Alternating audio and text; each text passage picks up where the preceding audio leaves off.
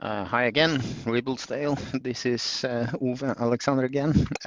Now judging your nature section. This was a challenging one. Very, very good images all across the board here, and it was quite hard to separate this. But I'm going to have a go. So we're starting with the red kite here.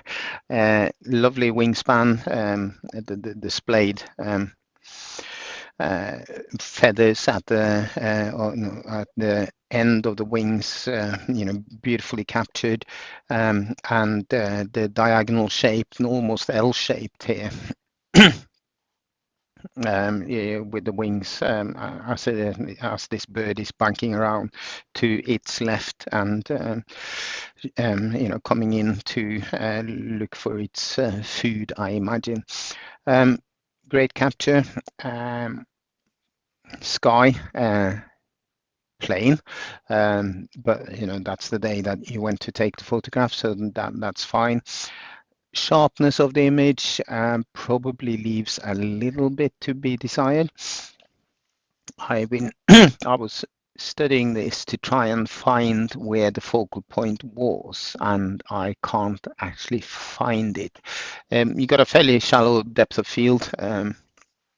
Again, you've shared with me excuse me, you've shared with me the metadata, so I can see that you shot this at f7.1, presumably using a fairly long lens.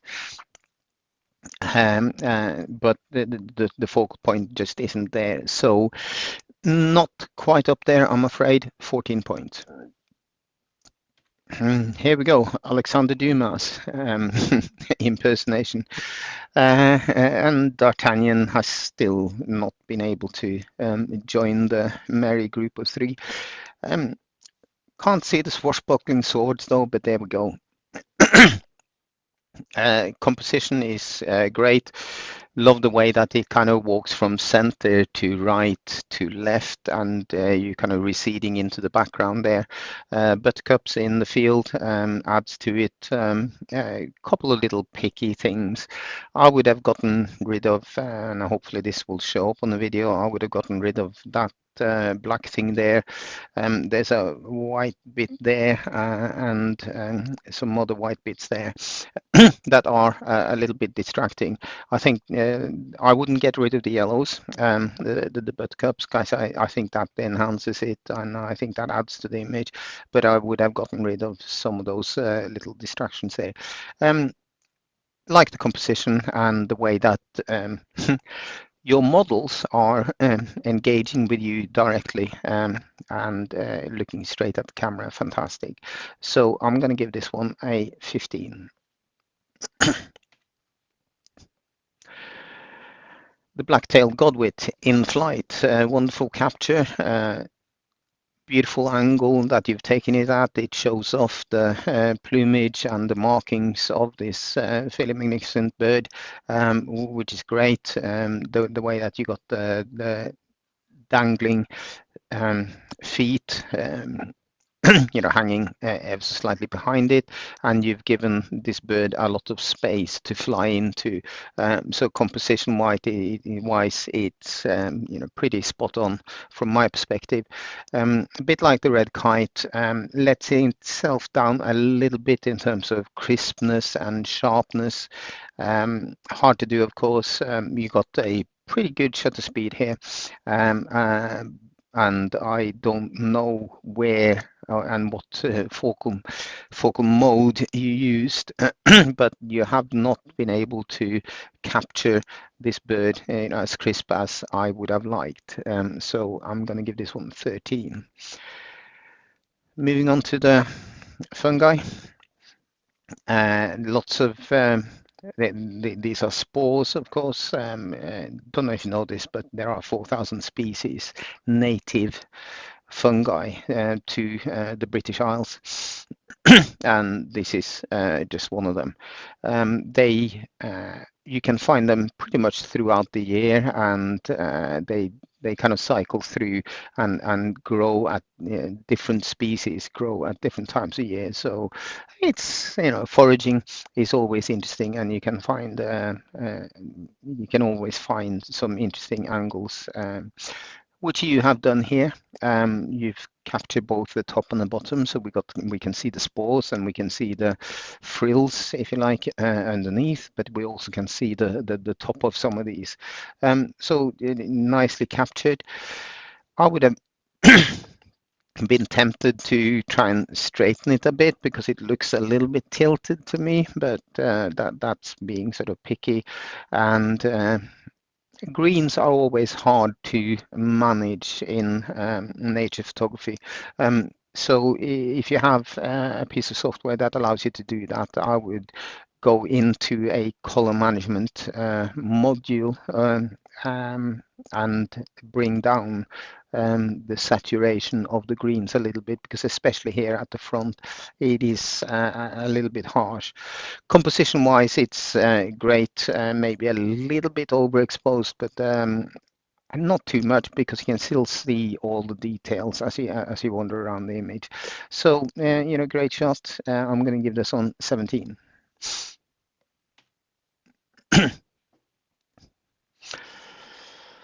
And we have a flower just budding out here.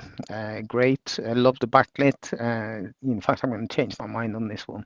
I like the way that you've backlit it, and you're creating this sort of nice halo effect through the sort of fluffy bit of the capsule that contained the flower before it bloomed. So nice image, quite strong, a little bit distracting in the background, especially on the top up here, and the dark patches here. Could you do something about that? Have a play with it, see if it works. But as it is, I'm going to hold it. We got some cacti here, very spiky, as the title suggests. Love the little bits of flowers that are left there on the three main ones as you walk through the diagonal, bottom left to top right. You got the remnants of the flowers. I'm assuming that it at one point was totally covered in flowers, but the way that you've captured this and focused in, and the composition here with the one large cactus in the middle, and like I said, you already created the diagonal with the flowers, but it's forms part of a much bigger bunch there. So great shot. 17. A fern, about ready to toss its seeds, I guess. Background is lovely diffused, and the way that you've kind of captured the shape here, and you got the curve as it's coming up round, and then curling up into the top third of the image. Wonderfully done. Depth of field is great. It's well managed. Background, could you have done a little bit more to create it make it a little bit more uniform? Don't know. Hard to do, of course, because the way that you've captured the actual subject matter itself straight on and kept it in that very uniform plane of focus at the front, there probably wasn't another angle you could go for here. So you're kind of left with the black blob at the top, and the slightly graduating shift of green colors in the background. Even so, I'm going to hold it. In my language, this is fossilkallen. It's a dipper. It's the national bird of Norway, for those who didn't know that. Wonderfully captured, very, very detailed. All the plumage is wonderfully captured, and to control the whites, the white breast here, and still bring out all the detail there is very, very good. you've gone for a slightly wide shot here. You could probably get away with cropping it in a little bit. Try it, see if you like it. It's all a matter of personal taste. What I do find a little bit distracting is this coloration down here at the, you know, probably pretty much center bottom third here. Um, could you select it and tone it down, or indeed could you get away with cropping it out altogether? That might be a little bit tight because of where the bird itself is actually standing there on its perch, and can't do much about it. But you got some bouquets here at the out of focus highlights there in the background that are a little bit distracting as well. But the way that you capture the bird itself is fantastic. So I'm going to hold it.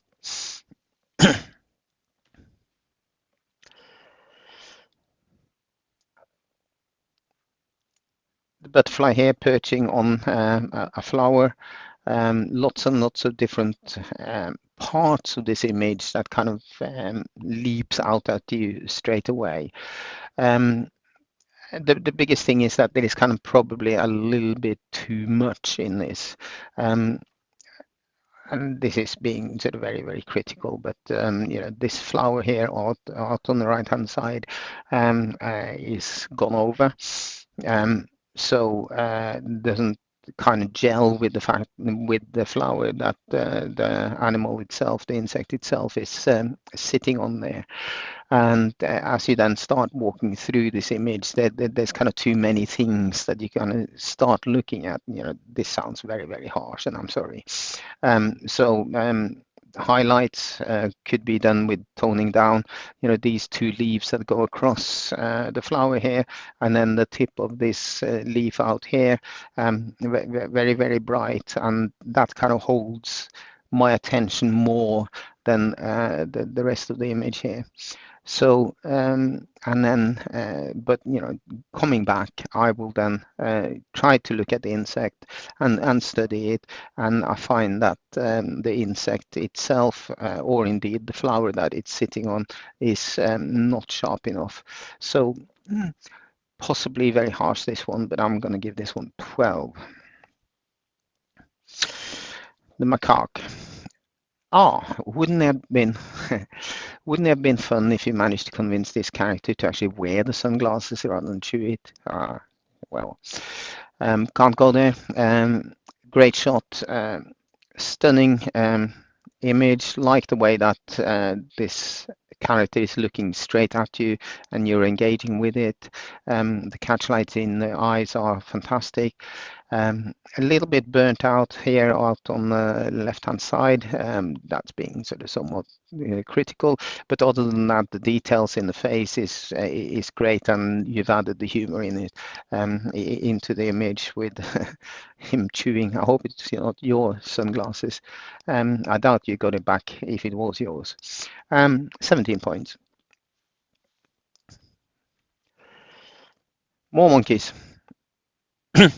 Grooming each other, and the intensity of focus of this character here, who seems to be doing most of the work right now, is great. Wonderful concentration.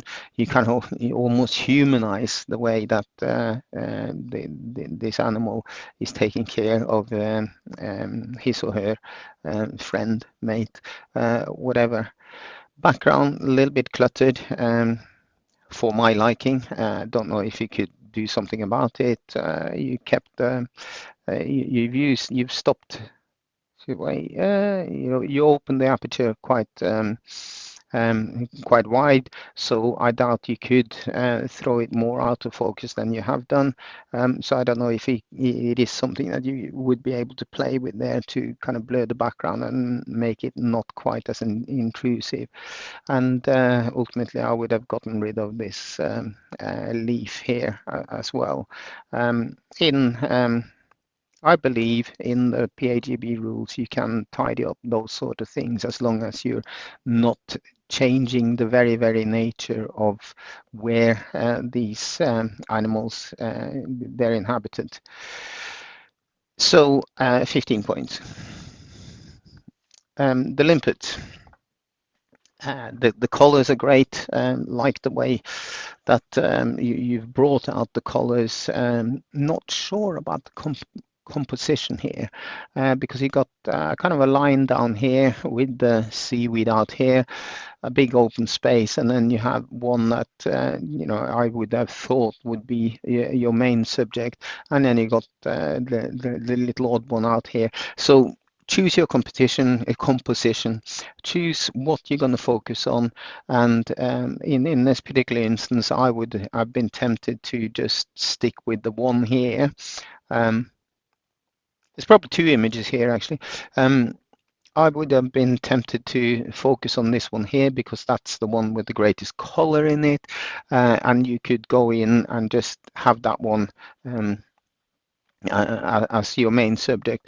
The other one would be do a little bit of gardening, get rid of get rid of this seaweed that is kind of lying ever so slightly across here, and focus in on these four limpets right here, and make that your image, probably in a sort of portrait type of aperture.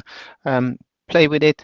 The other thing that I was going to make the remark here, this one is sharp, appears to be sharp. These ones aren't, which is why I instantly leapt to making this one my focal point. Play around with it. It doesn't look like this is sort of far away, so you could probably get away with having another go at this and narrow down your shot and keep your focus on what your subject is and don't try to take it all. So 13.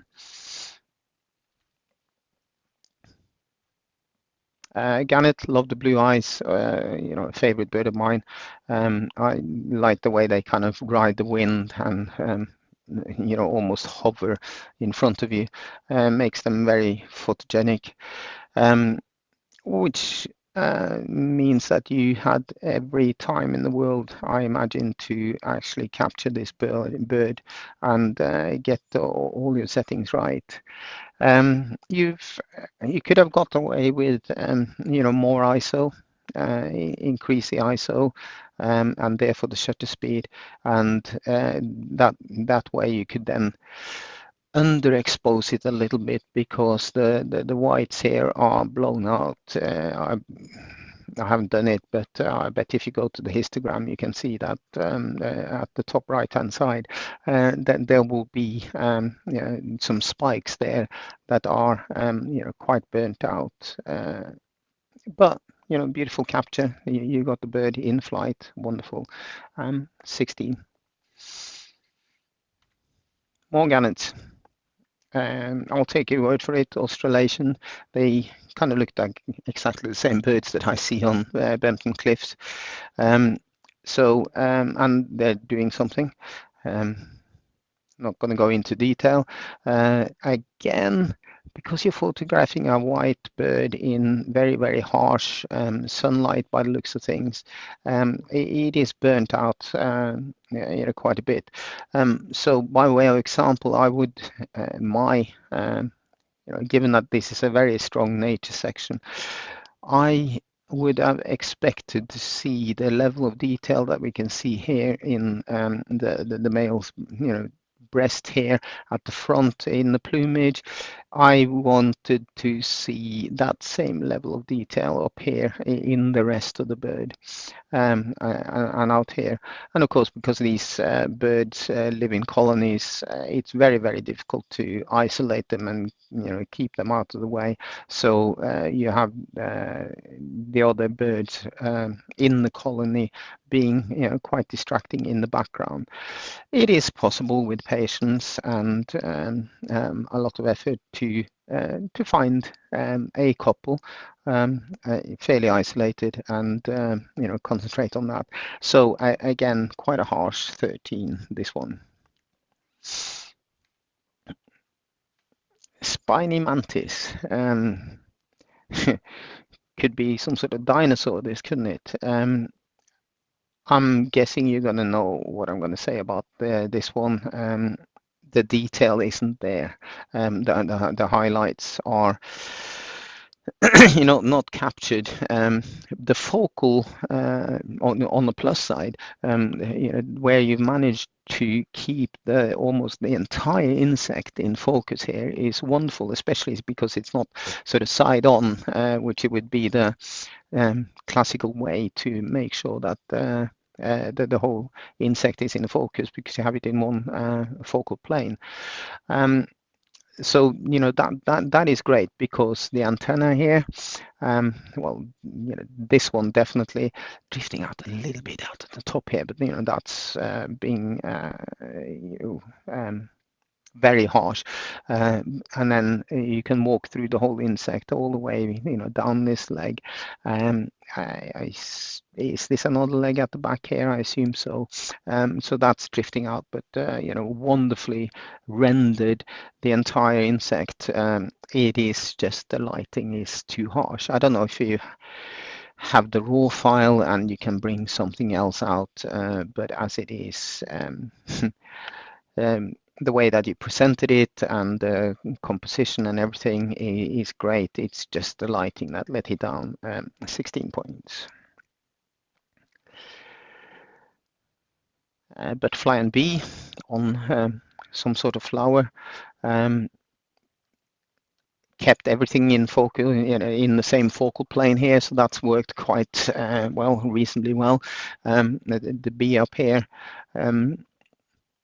sitting there feeding, and the butterfly itself drifting off a little bit in terms of the focus on the larger wing here. I'll forgive the far wing being out of focus, because that would be way too difficult. But ultimately, it's the background here that takes it away. You got this leaf that has creates quite a dominant shape in the background here. And because it curves around like that, it's not really framing your subject matter. And then you got the highlights out here at the top. That is very, very distracting. So sorry about that. 14 points.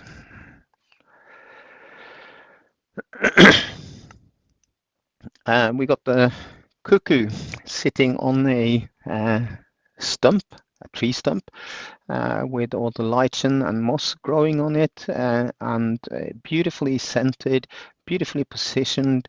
You've got some space in front of the cuckoo out to the right hand side, and the bird itself is wonderfully sharp throughout. Every bit of detail on this bird is there. The plumage, the details, all the markings, you can see it throughout the entire bird. Wonderful shot. I'm going to hold that one. Ministry of Silly Walks. Okay, we got the sparrowhawk here on the march, as it says. It's hopping probably. Very concentrated, very focused on something ahead of it. That's all right. Don't need to see it, don't need to follow it. And again, very, very bit like the cuckoo that we just looked at. The plumage is very, very well rendered, lots of detail in it, and we can see very, very clearly, can see all the markings. It's kind of drifting out a little bit at the tail here, which is, yeah, being critical here. So it's kind of drifting out a little bit. And timing wise, could we have waited just a fraction of a second and get the tail a little bit clearer of the rock that it's hopping from on the left onto the right hand side? Even so, great shot, holding it. Seagull. Mating season by the looks of things, or certainly a gull with chicks, because this red mark here only appears when they have young. Now, kind of belies it a little bit because it hasn't lost all its color. It is still a juvenile, probably a yearling, might be a second year. Don't know. Well captured. Take that out of the way. Well captured. Eye is great. It's fairly sharp. Could have been a little bit sharper, I guess, but if you try to over sharpen it, if you're working in the digital space, that might have created halos and all sorts of things. So, you know, you've done a good balance here, and the focal plane is good because the bird is, like I said, you know, almost sharp, and you can see on the pebble beach, you've got the foreground out of focus, and you've got the water in the background out of focus. So this one gets 17.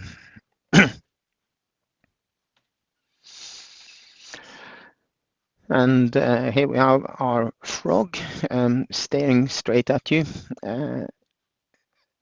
Must be fairly dark because the pupils are quite dilated. Um, Good capture, goodish control of the lighting, I would say.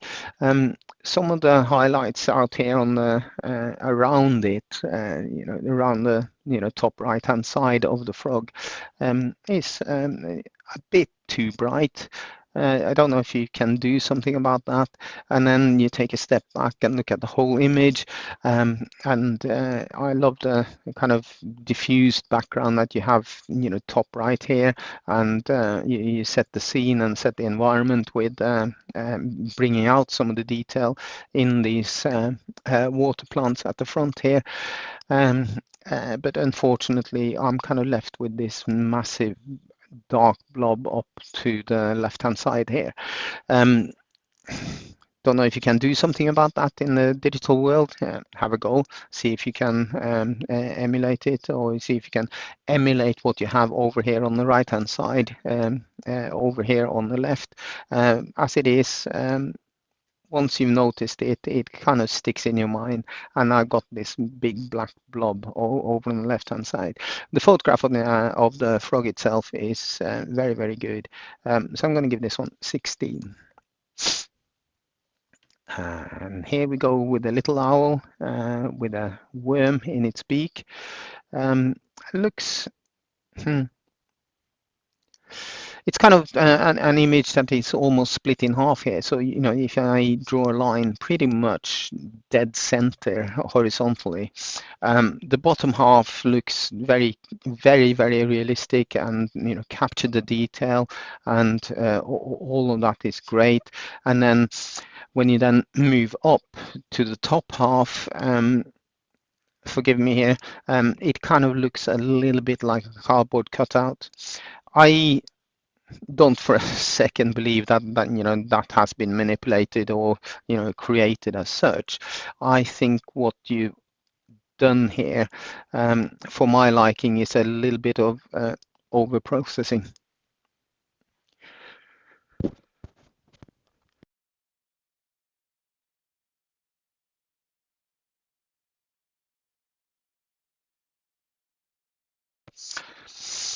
Sorry about that.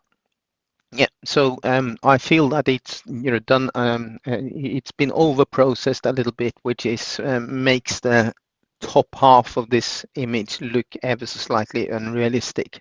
The bottom half of it is great. So I gave this one 15 points.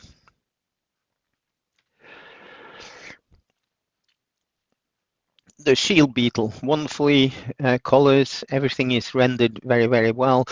Background here is you know, close to perfect, no distractions at all, but it isn't completely uniform color, so it kind of shows the environment a little bit.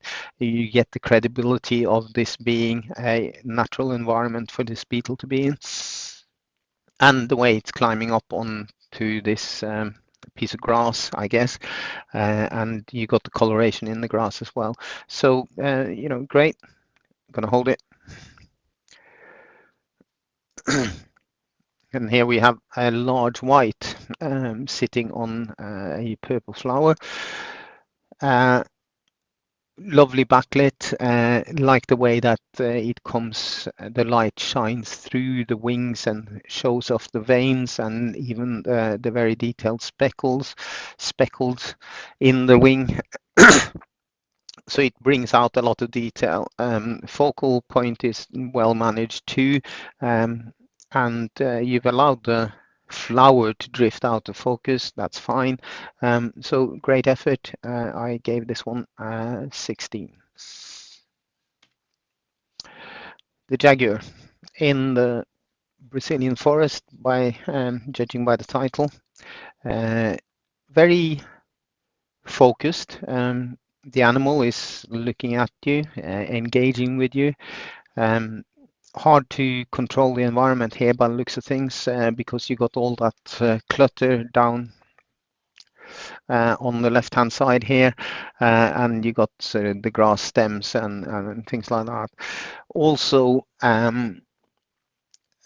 especially if you look here, where the background is sort of quite cluttered, it is also very noisy. And you could use all sorts of trickery like masks in your sharpening tool and things like that to sharpen the animal and take the noise down in the background. And don't know what you could do about this one other than again, my favorite joke, go back and take it again, but not quite as cluttered. 14 points.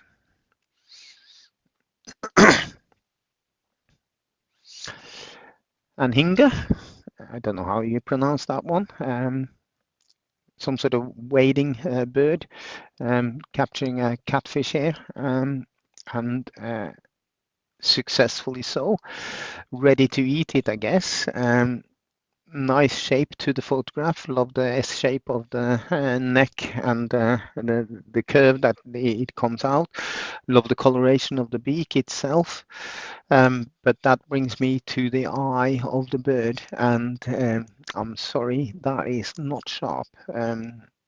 Golden rule of bird photography is, of course, that the eye of the bird has to be absolutely crystal clear and totally sharp.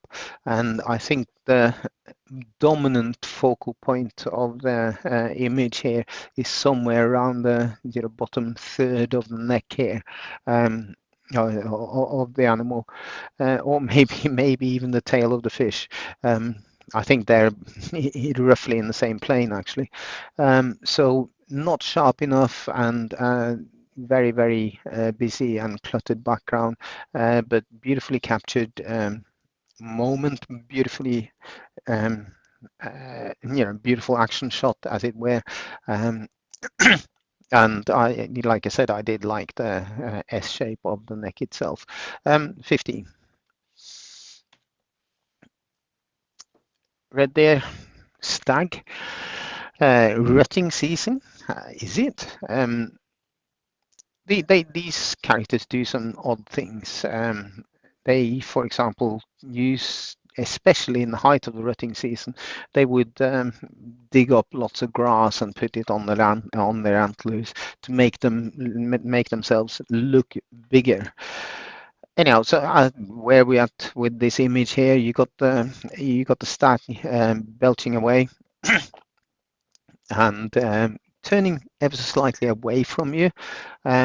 However, composition is great. Nice size and nice shape in the frame, and would have ideally wanted him to turn slightly more towards you as the photographer. I don't know if you could have waited and captured it ever so slightly later, and then of course the hind itself is almost completely hidden by the grass there. So quite a harsh 14, this one, I feel. And we got a fallow deer with again, a stag, with the pattern on the background. Sorry, the pattern on its back, all the white dots.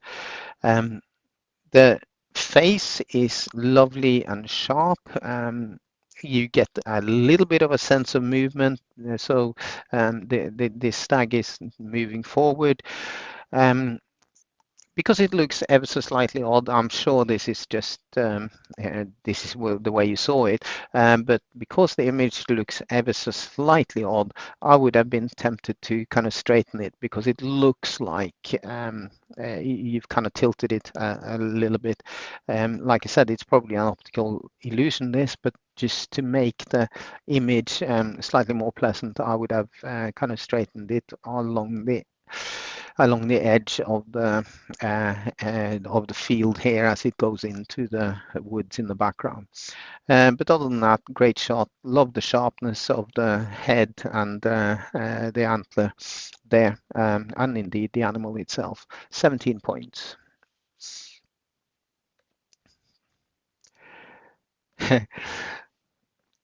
And we got a bird. Uh, don't know what bird it is, and it's sitting on a. I'll take your word for it, aloe vera. Um, Peeking out. Dominant part of the image is the plant itself, especially this sort of big spike or the big stem with the flower coming out in the foreground, and the bird is kind of almost drifting into insignificance in the background there. So I'm not sure what you wanted me to concentrate on. I would play with different little options here. If you want me to concentrate on the bird, then let me do so. And don't know how much detail you got there, and yeah, how big your original image is, but could you get away with cropping a landscape format here, and concentrate on the bird and just a little bit of that flower here, so that we are looking at the bird as opposed to have this sort of big yellow stem going through the middle, and like I said, the bird itself being almost insignificant in the corner there. So harsh 13. Righty.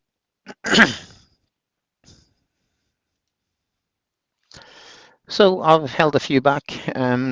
We're going with this bud burst with the backlighting. Great shot. Like the idea. 18 points. Moving on to the curling fern.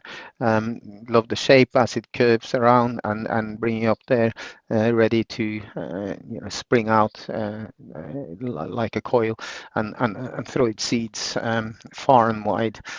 So that's another 18. And moving on to our dipper, the Norwegian national bird, as I've already mentioned. Great catch light in the eye, like the position and especially the way that you've rendered all the details of the bird itself. So that one gets another 18 points. So where am I going next? We're going to the sparrowhawk. Leaping from one place to from one rock to another, and looking very, very focused on its destination there over onto the right hand side. Great shot, 19 points. And then we have our shield bug, shield beetle, climbing up. The background is, like I said before, wonderfully neutral and non-intrusive, but it has enough kind of texture and graduation in it to not look completely artificial. So this one gets, sorry, I should have said the sparrowhawk gets my third place. So let's go back there and be honest about that one. So, 19 points, and my third place is for the sparrowhawk. The shield bug, it gets 19 and a half, and that gets my second place for this particular section, which leaves me with the cuckoo on the wonderfully rendered tree stump and the rain in the background. Great, and the eye is pin sharp. In fact, the whole bird is sharp. Great shot, 20 points, first place.